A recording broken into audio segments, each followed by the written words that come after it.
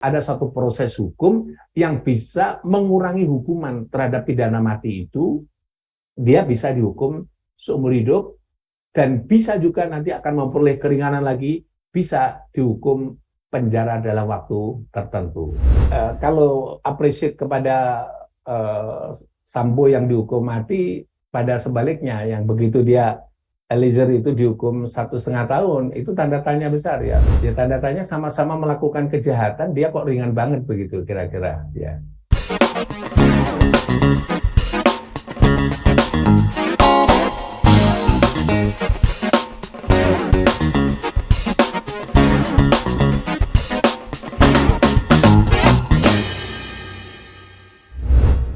Halo Sobat Bisnis, berjumpa kembali bersama saya, Ririn Oktaviani di podcastnya Bisnis Indonesia. Dalam sepekan ini, perhatian masyarakat Indonesia tertuju pada pembacaan sidang vonis Ferdy Sambo CS. Ferdy Sambo akhirnya divonis hukuman mati dan Richard Eliezer sebagai justice kolaborator dihukum dengan 1,5 tahun pidana penjara. Lantas apa saja yang menjadi pertimbangan dari majelis hakim? Kita akan membahasnya langsung bersama dengan Bapak Muzakir selaku pakar hukum pidana dari Universitas Islam Indonesia. Bapak, dalam sepekan ini perhatian masyarakat Indonesia tertuju dan mengikuti langsung persidangan dari Ferdy Sambo CS. Ferdy Sambo akhirnya diputus dengan hukuman mati. Bagaimana Pak jika melihat dari pertimbangan-pertimbangan dari majelis hakim? Jadi kalau saya melihat tepat atau tidak tepat itu berdasarkan ukuran fakta objektif yang terbukti dalam persidangan, sehingga ukurannya itu jelas ya. Jadi kalau jaksa menyimpulkan di dalam simpulan rekuisitornya menuntut agar supaya Ferdy Sambo dihukum seumur hidup, itu dari konstruksi proses pembuktian dan sebagainya itu ada sedikit kejanggalan yang di situ dikatakan bahwa jaksa menyatakan ada pertimbangan yang memberatkan banyak sekali dan pertimbangan yang meringankan tidak ada, tapi hukumannya adalah seumur hidup gitu. Jadi itu ada kejanggalan sedikit disebabkan karena antara pertimbangan memberatkan dan meringankan itu ada seimbang. Jadi kalau tak ada meringankan, hukumannya mesti maksimum. Kalau hukumannya ada meringankan, hukumannya turun 1 derajat, turun 1 digit, turun lagi, karena banyak pertimbangan yang meringankan. Nah ini pertanyaannya adalah, mengapa jaksa ketika dia mempertimbangkan tak ada satupun yang meringankan, tapi hukumannya turun 1 digit, yang seharusnya hukuman mati, tapi turunnya adalah seumur hidup. Ya, kalau pakai logika hukumnya bahwa kalau misalnya ada pertimbangan satu aja yang meringankan, misalnya dia bersifat sopan dalam sidang pengadilan, itu berarti dia ada alasan untuk menurunkan 1 digit menjadi seumur hidup. Atau mungkin beberapa pertimbangan yang ada yang meringankan sehingga turunnya 1 digit, itu bisa diterima gitu. Nah ini yang logika dalam ilmu pengetahuan hukum pidana agak sulit untuk bisa diterima. Sehingga kalau itu tidak ada pertimbangan yang meringankan, ya semestinya hukumannya adalah punishment-nya yang terberat gitu. Tapi jaksa milih yang the second, yang kedua gitu. Nah, ini nampaknya ditangkap oleh hakim. Hakim juga membuat simpulan-simpulan semuanya dengan bukti-bukti yang telah ada, sebagian menguatkan jaksa, tapi simpulan terakhir ya katakan bahwa tidak ada yang memberatkan. Tidak ada yang meringankan. Semuanya adalah memberatkan. Tapi hakim mengambil posisi yang karena tidak ada meringankan, berarti dia harus maksimum hukumannya. Berarti pilihan yang pertama adalah hukuman yang terberat, yakni pidana mati. Jadi reasoningnya hakim menurut saya sudah tepat ya. Nah kalau reasoningnya hakim tepat dan kemudian dikombinasi dengan argumen jaksa, menurut saya ya itu berarti sudah klop lah. Maka itu sesuai dengan aspirasi masyarakat. Karena masyarakat melihat dari start awal sampai akhir, dia bisa menyimpulkan pantaslah kalau diberi hukuman yang sekian. Kira-kira begitu kalau menggunakan bahasa masyarakat. Cuma kalau kami bahasa hukum, saya sebagai pengamati dari bahasa hukum, saya masih kurang lagi itu untuk entah itu jaksa atau hakim. Seharusnya jaksa atau hakim membuat konklusinya tambah satu lagi sebelumnya itu adalah bahwa terbukti secara sah dan meyakinkan melakukan tindak pidana, ini namanya menganjurkan untuk melakukan pembunuhan berencana. Jadi ada kata-kata menganjurkan. Itu untuk Sambo. Karena dari serangkaian pasal 55 itu kan ada 4 pelaku. Ya. Pertama adalah pelaku eksekutor, namanya material dader atau pelaku material yang memenuhi unsur-unsur delik semuanya. Yang kedua adalah menyuruh lakukan. Yang ketiga turut serta. Yang keempat adalah menganjurkan. Menganjurkan ini adalah author intelektualis atau bahasa yang lain disebut sebagai punya inisiatif jahat, namanya dalangnya itu adalah ini, penganjur itu. Nah, kalau itu menggunakan pasal 55, ini harus disebut 4 ini gitu. Dia masuk kategori yang mana? Itu tidak ada dalam dakwaan, tidak ada dalam konklusi jaksa dan konklusi hakim. Mestinya itu harus dijelaskan bahwa dia itu sebagai pelaku pembunuhan berencana, iya, tapi status kebersamaan atau turut sertanya itu di mana? Mestinya disebutkan dia telah melakukan penganjuran untuk melakukan tindak pidana pembunuhan berencana gitu. Itu satu. Jaksa juga nggak menyebutkan, sehingga menurut saya bagian yang paling penting ini harus disebutkan supaya penggunaan pasal 55 itu tepat dan akurat. Dalam bahasa tepat plus akurat itu artinya harus bisa dibuktikan bahwa dia adalah sebagai penganjur gitu ya, bukan pada menyuruh lakukan, bukan pada yang lain gitu. Saya kira itu. Baik. Menariknya Pak, dalam pertimbangan-pertimbangan majelis hakim itu salah satunya yakni adalah motif bukan unsur delik sehingga tidak harus dibuktikan. Bagaimana nih Pak? Itu pandangan umum seperti itu gitu ya, seolah bahwa motif tidak ada unsur ya. Jadi menegakkan hukum itu menemukan kebenaran material. Ya. Dalam hukum pidana yang dicari adalah kebenaran material. Nah, dalam hal bahkan saya kalau lebih jauh dari kebenaran material adalah kebenaran hakiki ya, karena di situ ada keyakinan hakim ya harus hakiki dong gitu ya, karena hakul yakinnya, karena kebenaran hakikinya dari sisi aspek manusia sebagai seorang hakim. Nah, tapi kalau itu dikatakan bahwa motif itu bukan sebagai unsur, itu benar gitu. Tetapi hidup dalam perbuatan pembunuhan berencana itu pasti dia punya motif. Saya ulangi lagi, tanpa ada motif tidak mungkin dia melakukan pembunuhan berencana. Nah, ketika motif itu ditemukan, maka level yang kedua, maka perbuatan dia adalah sengaja. Tapi kalau motif ditemukan, perbuatannya adalah sengaja berencana. Kalau motif tidak ditemukan, pembunuhannya adalah sengaja biasa, pasal 338. Tapi kalau motif ditemukan, maka pembunuhannya adalah sengaja berencana. Itu beda. Nah, ini kalau hakim bisanya a priori tidak perlu dibuktikan karena bukan motif, ini pasal ini bisa nanti kalau dia banding dan sebagainya bisa bergeser kepada pasal 338. Bisa jadi menjadi membunuh celah, yang ya? spontanitas gitu. Nah, ini yang menurut saya pandangan hakim kita hargai, tapi tidak seperti itu dalam doktrinnya. Karena saya ulangi lagi, setiap pembunuhan berencana selalu ada motif. Nah, motif itu bisa jangka pendek, bisa jangka panjang. Kalau motif jangka pendek itu ya mungkin habis peristiwa yang melahirkan sesuatu motif itu, maka kemudian tidak lama kemudian perbuatannya dilaksanakan dengan penuh perencanaan. Tapi sebaliknya kalau motifnya tiba-tiba langsung begitu, itu istilahnya punya serangkaian proses yang proses itu cepat sehingga melahirkan perbuatan pelaksanaan motif itu gitu ya. Jadi misalnya motif dendam itu begitu melihat sesuatu terus kemudian ada proses untuk pelaksanaan pendendaman itu bisa masuk ke dalamnya. Jadi kesimpulannya terhadap pertanyaan tadi itu bagus sekali bahwa kenapa motif itu dianggap disepelekan oleh hakim karena bukan unsur ya. Nah, saya ingatkan kembali bahwa walaupun dia bukan unsur, untuk memberi keyakinan hakim dan untuk menemukan kebenaran material atau kebenaran hakiki itu harus direct langsung pada motif itu. Sehingga kalau sudah ditemukan motif, maka ada direct langsung perbuatan itu menjadi clear and clean dan itu bisa membantu meyakinkan hakim. Kalau tidak ada motif ya sebaiknya jangan menggunakan pasal 340 dong. Hakimnya pakai pasal 338. Pak, jika nantinya kuasa hukum dari Verdi Sambo ini akan mengajukan upaya hukum, masih adakah celah-celah yang dapat menjadikan alasan untuk dapat memenangkan dari banding Verdi Sambo ini?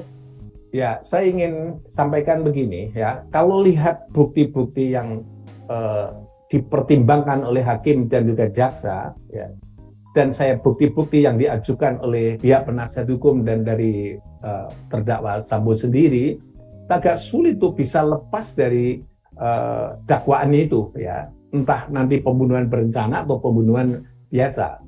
Jadi peristiwa pembunuhannya atau perbuatan pembunuhannya itu sulit untuk bisa kata-kata lepas untuk jangkauan daripada tindak pidana pembunuhan itu. Ya, saya mungkin menghargai jika kemungkinan ada faktor-faktor pertimbangan yang meringankan, barangkali itu bisa. Ya. Tapi kalau sampai melepas dari bebas dari perbuatan pembunuhannya agak sulit karena buktinya menurut pendapat saya adalah sangat akurat dan kuat.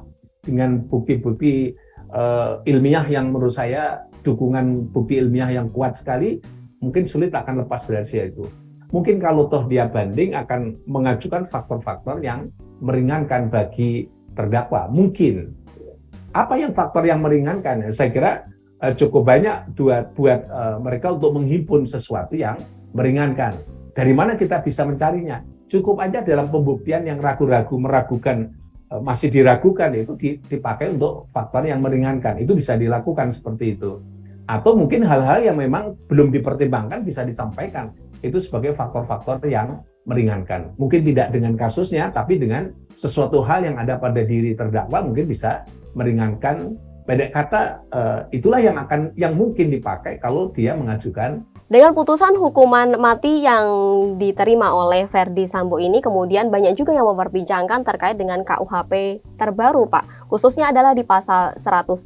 Akankah Ferdy Sambo dapat menikmati adanya celah dari pasal 100 di KUHP terbaru tersebut? Jadi Ferdy Sambo kan dihukum mati di situ ya. Memang di dalam pasal 100 KUHP yang baru yang diundangkan nomor 1 2003 itu ada ketentuan yang menyatakan bahwa bisa dijatuhkan pidana mati dengan percobaan. Ya. Kata-kata pidana mati dan dalam percobaan itu, pidana mati dengan percobaan itu, percobaannya adalah selama 10 tahun. Apabila selama 10 tahun itu dia berkelakuan baik yang sesuai dengan kriteria di dalam larangan dalam percobaan itu, artinya tidak melakukan pelanggaran terhadap percobaan itu, maka dianggap dia adalah lolos dari hukuman percobaannya 10 tahun itu, maka dia bisa bergeser menjadi pengurangan hukuman menjadi hukuman seumur hidup. Ya. Mungkin yang menjadi pertanyaan adalah di dalam pasal 100 itu penyebutannya adalah itu dimuat dalam putusan. Nah, maksudnya adalah dimuat dalam putusan pengadilan. Jadi kalau pidana mati itu ada dua kemungkinan. Satu, pidana mati tanpa ada persyarat gitu. Artinya dia langsung bisa dieksekusi gitu. Kalau sudah upaya hukumnya sudah habis bisa dieksekusi. Tapi ada hukuman mati dengan syarat. Namanya dengan percobaan tadi, dengan syarat atau dengan percobaan. Nah itu 10 tahun tadi itu masa percobaannya. Gitu. Kalau dia baik ya bisa lolos, bisa digeser hukuman mati menjadi hukuman seumur hidup. Ya, cuma tadi syaratnya adalah harus dimuat dalam putusan pengadilan. Hari ini yang kita baca dalam minggu ini, putusan yang dibacakan oleh majelis hakim terkait dengan perbuatan Sambo ini atau putusan Sambo ini ternyata tak ada klausula yang mengatur mengenai hal itu. Jadi kalau tidak ada klausula mengenai syarat 10 tahun dia menjadi orang baik dan seterusnya itu berarti kan nggak ada putusan yang mensyaratkan itu. Itu artinya apa? Pada masa yang akan datang berarti nggak mungkin dia akan menggunakan alasan sebagaimana dimaksud di dalam pasal 100. Ya. Nah, kecualinya satu, kecualinya kalau proses banding, proses kasasi, dan proses PK itu sudah belum lampau 3 tahun berlakunya KUHP baru, yaitu mungkin akan bisa dipertimbangkan masuk di dalam putusan. Saya ulangi lagi, mungkin akan masuk dalam putusan. Misalnya ya, ketika banding sampai pada PK itu, kasasi plus PK itu ternyata sudah 3 tahun yang akan datang lebih gitu, dan itu sudah berlaku KUHP baru, hakim akan memutuskan kalau dia memasukkan pertimbangan itu bisa dimasukkan sebagai pidana mati bersyarat. Gitu. Nah itu baru kemungkinan berlaku Freddy Sambo akan berlaku hukum sebagaimana diatur dalam pasal 100. Bagaimana kalau misalnya ditolak untuk memasukkan pasal 100 itu nanti masih ada satu lagi, pasal 101. Apabila pasal 101 itu dikatakan bahwa hukuman yang berlaku bagi terdakwa pidana mati itu setelah 10 tahun, ternyata jaksa itu tidak melakukan eksekusi. Artinya jaksa ya kurang cepat untuk melakukan eksekusi, itu menunjukkan bahwa jaksa penuntut umum tidak serius di dalam menuntut pidana mati. Karena apa? Buktinya bahwa sudah 10 tahun nggak juga dieksekusi pidana matinya. Kalau itu bisa ditemukan seperti itu, ada satu proses hukum yang bisa mengurangi hukuman terhadap pidana mati itu, dia bisa dihukum seumur hidup, dan bisa juga nanti akan memperoleh keringanan lagi, bisa dihukum penjara dalam waktu tertentu. Nah ini semuanya kata kuncinya ada jaksa. Ya. Kalau lihat gelagatnya jaksa kemarin tidak menuntut pidana mati, nah, potensi ke arah sana sangat mungkin. Ya. Benar kan begitu? Jaksa hanya menuntut seumur hidup, gitu, bukan pidana mati, gitu ya. Tapi yang pidana mati ini kan hakim. Jadi ada kemungkinan istilah bahasa hukumnya jaksa itu tidak begitu atensi untuk eksekusinya, dan itu bakal mengurangi hukumannya menjadi bisa seumur hidup. Itu semua ada proses nanti pertimbangannya seperti itu. Itulah kalau dikombinasi nanti sudah berlaku KUHP yang lama yang berlaku sekarang ini, terus kemudian di tengah jalan berlaku KUHP yang baru, Undang-Undang Nomor 1 Tahun 2003. Komposisinya seperti itu. Kalau appreciate kepada Sambo yang dihukum mati, pada sebaliknya yang begitu dia Eliezer itu dihukum 1,5 tahun, itu tanda tanya besar ya. Mungkin yang bertanda tanya bukan pada orang saja, mungkin yang terlibat dalam proses yang diputus dalam putusan pengadilan mungkin juga tanda tanya gitu. Ya tanda tanya sama-sama melakukan kejahatan, dia kok ringan banget begitu kira-kira ya. Itu kan sama kan itu. Ya, sekarang saya akan jelaskan posisinya mengapa dia akan, pastilah pelaku yang lain juga protes lah dalam bahasa batinnya lah, kita membaca bahasa batin gitu. Kenapa sama-sama melakukan pembunuhan, ya, kok ringan banget? Apa sih justice kolaborator sebagai kontribusi yang diberikan oleh Eliezer terkait dengan perkara pembunuhan ini gitu. Yang pertama saya ingin jelaskan posisinya bahwa pelaku yang lain selain pelaku Freddy Sambo adalah pelaku turut serta. Itu jelas sekali hakimnya menyebutkan seperti itu. Tapi tidak menjelaskan hakim dan juga jaksa turut serta sebagaimana dimaksud pasal 5 itu turut serta yang mana di antara yang 3 perbuatan itu. Ya. 3 perbuatan itu disebutkan. Apakah dia turut serta melakukan eksekusi pidana mati, atau dia turut serta namanya adalah melakukan perbuatan penganjuran pidana mati atau penganjuran mematikan atau pembunuhan berencana. Itu nggak jelas itu. Itu hanya dikatakan melakukan turut serta melakukan pembunuhan. Ya. Seharusnya diberi kualifikasi lagi. Turut serta namanya adalah misalnya itu penganjuran terhadap pembunuhan berencana misalnya. Jadi harus jelas itu. Itu 3 orang ini tidak pernah ada klausula yang seperti itu. Tapi dia hanya disebutkan hanya turut serta saja. Oke deh, memang benar itu turut serta. Tapi turut serta di dalam bahasa hukum pidana keturut sertaan itu ada kemungkinan namanya turut serta dalam turut serta. Ya. Misalnya begini, tadi saya sebutkan turut serta itu adalah satu, dan yang kedua adalah dalam penganjuran.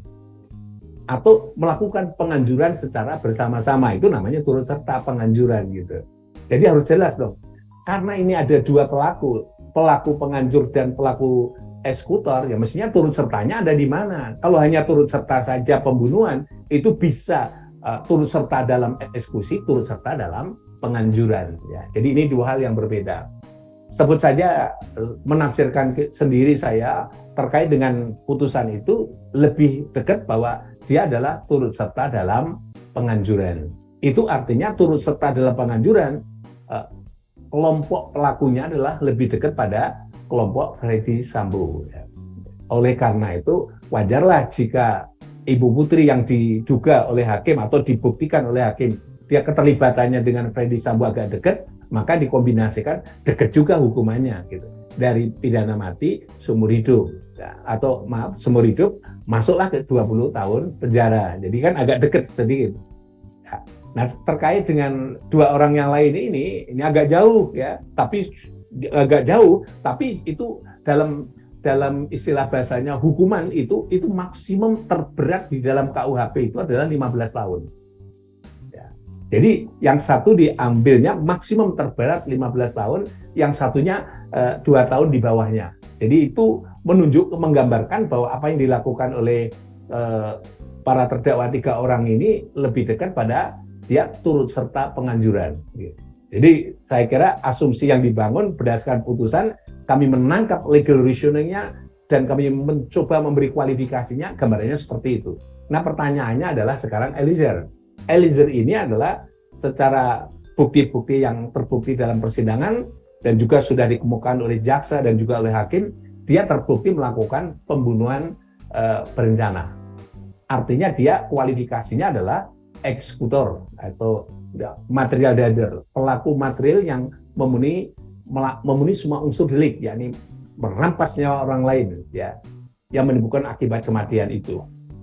Nah pertanyaannya adalah Eliezer itu sungguhnya dari sisi teori dia adalah melaksanakan niat jahat orang lain, ya.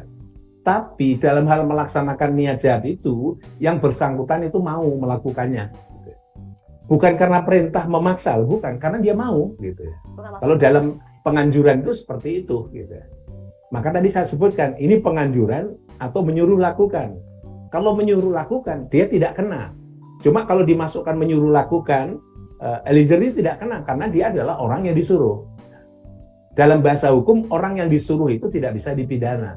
Cuma syaratnya harus memenuhi kualifikasi menyuruh lakukan. Nah, kalau dia memenuhi kualifikasi menyuruh lakukan, dia tidak tepat. Karena apa? Tak ada perintah yang signifikan atau relevan dengan tugas dari yang memerintah dan tugas yang dilakukan oleh yang diperintah, Eliezer.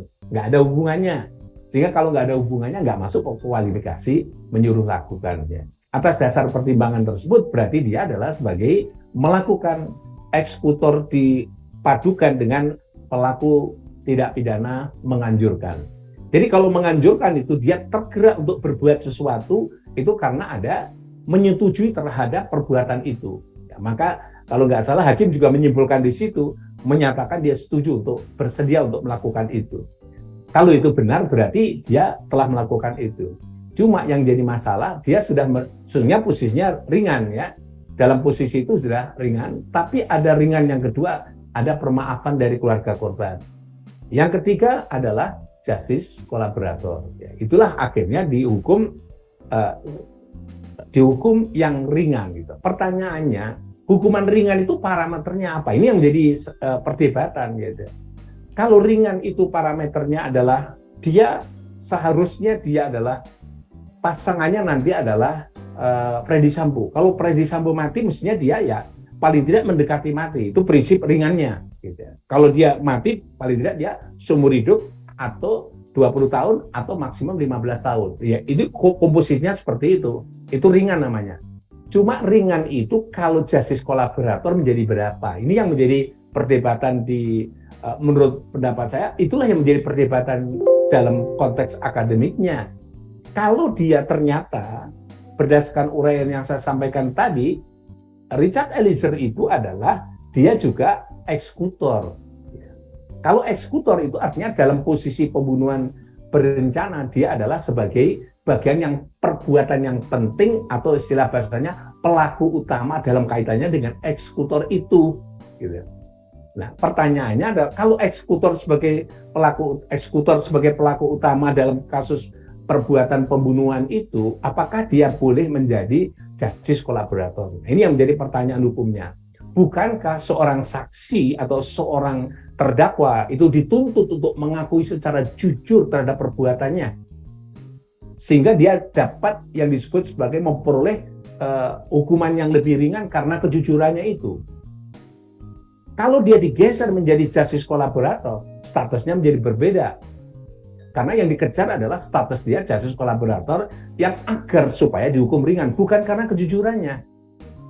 Nah, ini agak berbeda komposisinya, gitulah. Itulah yang menjadi masalah adalah pertanyaan akademik yang pertama itu adalah apakah boleh orang yang punya peran utama menentukan terjadinya pembunuhan itu, matinya orang itu, boleh bergeser statusnya sebagai justice kolaborator, bukan terdakwa utama gitu. Kalau saya berpendapat, memang di dalam hukumnya itu mengatakan ada pelaku-pelaku utama dalam kejahatan tertentu gitu. Nah, tapi kejahatan tertentu di luar KUHP, tidak di dalam KUHP gitu. Saya berpendapat bahwa jangan dilihat di KUHP maupun di luar KUHP, tapi esensi pokok dia bukan sebagai pelaku utama gitu. Nah, itu menjadi pertimbangan yang seharusnya dipahami secara komprehensif hukum itu, bahwa mau di KUHP maupun di luar KUHP, kalau dia pelaku utama jangan. Karena apa? Terjadinya hukum pidana karena dia, bukan karena orang lain, karena dia. Nah, karena dialah sebagai pelaku yang punya kontribusi yang penting dalam konteks tindak pidana yang sedang diperiksa itu, yang seharusnya tuntutan dia adalah harus jujur gitu, tapi tidak bergeser menjadi justice kolaborator gitu. Kalau itu pelaku menjadi justice kolaborator, pelaku utama menjadi justice kolaborator, bukankah yang menciptakan situasi yang membuat orang mati dan sebagainya, bukankah ada kontribusi dia yang signifikan dalam konteks itu? Nah, ini yang menjadi masalah. Nah, disitulah arti pentingnya. Apa artinya kalau dia punya kontribusi jujur dan sebagainya itu meringankan bagi terdakwa atau meringankan bagi yang bersangkutan? Nah, saya ingin sampaikan begini. Tadi sudah saya susun bahwa ringan itu dari mana? Itu harus jelas juga. Kalau ringannya dari pelaku utama, pelaku relasi utama dalam konteks ini adalah Freddy Sambo, berarti dia dekatnya meringan itu dari ringan ancaman maksimum hukuman. Ya. Tapi kalau ringan itu sebagai justice kolaborator, kalau kita baca LPSK tadi adalah gambar LPSK yang disampaikan oleh LPSK menunjukkan bahwa justice kolaborator kalau perlu nggak usah dihukum dan sebagainya. Dia tidak pernah, LPSK tidak pernah membandingkan itu. Bagaimana kalau dia sebagai pencipta kejahatan itu sendiri, salah satu pencipta lah sebut saja begitu dari kejahatan itu sendiri. Nah, itu yang menjadi pertanyaan akademiknya. Sehingga kalau menurut pendapat saya, meskipun dia adalah punya kontribusi, ya karena itu ya harus dihargai, itu tetap ya secara prinsip dihargai, dia menjadi faktor yang meringankan. Tetapi ringannya itu seharusnya adalah diukur dari hukuman bagi tindak pidana pembunuhan berencana itu sendiri. Itu satu. Nah, mengukurnya bagaimana ya? Nah, saya ingin menjelaskan dalam pembunuhan berencana seperti ini, karena dia posisinya adalah pelaku eksekutor dari pelaku penganjur, itu artinya gagasan untuk membunuh bukan bersumber dari niatnya orang yang bersangkutan atau terpidana terdakwa yang bersangkutan, tapi dari orang lain, namanya dari pelaku penganjur. Nah, kalau dia bersumber dari pelaku penganjur, berarti dia sesungguhnya tidak punya niat untuk berbuat jahat, melakukan pembunuhan. Nah, oleh sebab itu, kalau mengukur hukuman yang paling pantas berapa? Buang dulu pikiran dia bahwa dia tidak berniat melakukan kejahatan, dia melakukan kejahatan hanya karena melakukan niat jahat orang lain. Jadi kalau diambil pikirannya bahwa dia tidak punya niat jahat, itu kalau bahasa hukum pidana disebut karena kealpaan. Ya. Kalau kealpaan itu orang berbuat menimbulkan akibat kematian yang itu bukan karena kehendaknya, karena kehendaknya yang dimiliki oleh yang bersangkutan, bukan karena kesengajaan. Ya. Nah, menurut pendapat saya, kalau ingin menempatkan peringanan hukuman itu, seharusnya paling tidak adalah dia melakukan perbuatan menimbulkan akibat matinya orang karena dia kealpaan. Itu sudah ada parameternya dalam KUHP pasal 359. Dalam pasal 359 itu, kalau karena kealpaan menimbulkan matinya orang, hukumannya maksimum adalah 5 tahun. Jadi kalau itu di passing grade 5 tahun, komposisi itu menjadi pas lah gitu. Dari tuntutan jaksa 12 tahun, karena justice kolaborator turunkan lagi menjadi 5 tahun. Menurut pendapat saya, sistem pemidanaan dan semua pertimbangan, karena di dalam ini adalah menimbulkan akibat matinya orang. Kalau sudah tidak pidana matinya orang, yang dilanggar apa? Pertama adalah korban. Yang kedua adalah pelaku sendiri. Ya, pelaku sendiri juga dirugikan juga. Ada masyarakat terutama ini yang dia sendi-sendi keadilan dalam hidup itu terganggu, mengganggu namanya adalah kemanusiaan yang adil dan beradab dalam kehidupan manusia. Yang keempat adalah negara. Ya. Jadi negara juga dipertimbangkan. Ya. Dan yang kelima adalah nilai-nilai hukum yang tidak ditegakkan melalui hukum pidana. Gitu. Jadi kalau ada 5 pertimbangan itu dipertimbangkan, yang seharusnya ya nggak seringan itulah gitu. Jadi supaya menghargai nyawa manusia yang hilang. Ingat, nyawa manusia itu bukan milik keluarganya. Ya. Itu adalah milik Tuhannya masing-masing. Sehingga kalau mengukur hukuman jangan dengar semata-mata karena korbannya, tapi juga karena kehendak Tuhannya seperti apa, dan juga dampak kepada masyarakat seperti apa, penegakan nilai keadilan, nilai kemanusiaan melalui hukum pidana itu seperti apa, sehingga klop menjadi satu. Itulah dasar untuk melakukan itu. Jangan karena keluarganya atau yang lainnya, keluarga korban misalnya begitu, atau mungkin hanya peristiwa sesaat pada saat sidang pengadilan saja, tapi harus dalam konteks komprehensif seperti itu. Itulah makna penegakan hukum yang kemudian ujung terakhir hakim kemarin menyebutkan begini, demi keadilan berdasarkan ketuhanan yang Maha Esa, tanggung jawabnya terlalu berat, paling tidak 5 tanggung jawab harus dibeban oleh hakim yang bersangkutan. Demikian. Seperti kita ketahui Pak, bahwa selama persidangan dari Ferdy Sambo maupun Richard Eliezer ini banyak masyarakat yang turut serta hadir di ruang persidangan untuk memberikan dukungan. Selain itu juga 122 akademisi menuliskan surat untuk menjadi sahabat pengadilan. Apakah ini merupakan sebuah dukungan atau tekanan kepada majelis hakim? Itu maknanya dua-dua itu tadi, dukungan sekaligus tekanan ya. Memang boleh ya, para ahli itu bisa menulis, menyampaikan. Ya kalau dalam Indonesia itu sudah dikenal namanya adalah memberikan keterangan ahli. Ya. Tapi keterangan ahli itu ditulis selengkap-lengkapnya, sebagian disampaikan secara lisan, itu termasuk bagian daripada sahabat pengadilan. Ya. Itu juga sama begitu. Jadi sesungguhnya kemarin sudah banyak yang sudah menyampaikan itu, yang saya baca. Ya, termasuk ahli filsafat itu juga, Romo Mangunsuseno itu juga sama juga sudah menyampaikan, bukan Romo Mangun ya, Pak siapa kemarin yang ahli filsafat itu juga sudah menyampaikan gitu. Jadi itu juga sama, itu sahabat pengadilan yang langsung bisa memberikan wawasan, pandangan dan sebagainya. Tapi kalau banyaknya menyampaikan itu lebih pada satu sisi mungkin sahabat pengadilan, sisi yang lain itu adalah ya sebut saja mengandung unsur tekanan kepada hakim ya dalam konteks itu, dan mungkin juga tekanan pada jaksa. Nyatanya khusus terkait dengan Eliezer ini kan kalimatnya menjadi sekarang sudah dijawab, saya tidak akan banding, jaksanya ngomong begitu gitu. Ini ada apa juga saya lihatnya? Ya pada umumnya kan detik-detik terakhir pada hari seperti ini, terus kemudian itu baru belum ada seminggu kan, itu untuk khusus untuk Eliezer itu sudah ngomong saya tidak akan banding untuk Eliezer karena sesuai dengan rasa keadilan. Saya nggak tahu rasa keadilannya itu yang mana begitu. Kalau saya ya lihat yang 5 tadi belum koneksi ya di dalam sistem hukum pidana dalam sistem pemidanaan. Jadi sahabat pengadilan bagus ya, tapi yang wajar-wajar saja lah kalau nanti rombongan banyak sekali semuanya mungkin nadanya sama begitu kan, ya kurang bagus juga ujungnya. Istilahnya apa? Mengurangi namanya kemerdekaan pemegang kekuasaan kehakiman dalam mengambil keputusan. Demikian. Baik, terima kasih Pak Muzakir atas penjelasannya. Semoga memberikan pencerahan terkait tentang hukum di Indonesia kepada masyarakat Indonesia. Terima kasih. Ya. Dan Sobat Bisnis, dari kasus Ferdy Sambo kita belajar bahwa keadilan harus selalu ditegakkan. Saya Ririn Otaviani, sampai jumpa.